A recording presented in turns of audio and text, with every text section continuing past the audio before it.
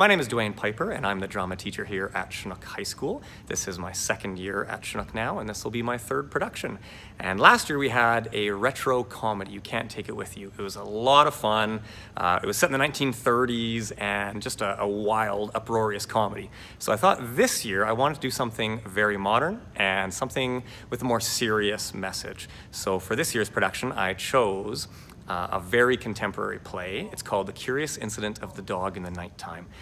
People may have read the book that was released in the early 2000s of the same name. It was wildly popular, and so popular, in fact, they turned it into a play in London at the National Theatre in the early 2010s. And it was a mega hit. It set a record for 7 Olivier Awards that year, and it went over to New York, to Broadway, where it swept the 2015 Tony Awards, Best Play, Best Script, Best Actor, Best Supporting Actor, Best Set, and had a great run in New York. So this is actually only the second year where this play has been released to be produced outside of the touring production. So to my knowledge, this is actually the Southern Alberta premiere of The Curious Incident of the Dog in the Nighttime. And this play is all about empathy. It's all about putting yourself in the shoes of someone else. And through the magic of theater, we can do that. The set that you see behind me is actually the mind of a 15-year-old boy named Christopher Boone. And we, as an audience, get to see the world the way he sees it. And that's what empathy is all about. It's about seeing the world from other people's perspectives. And Christopher's unique worldview is that he sees the world through his own lenses. He is on the autism spectrum. And so for an audience to be able to see the world through the eyes of someone who has autism is just a great way to build that empathy. So that's in a nutshell why I chose this play.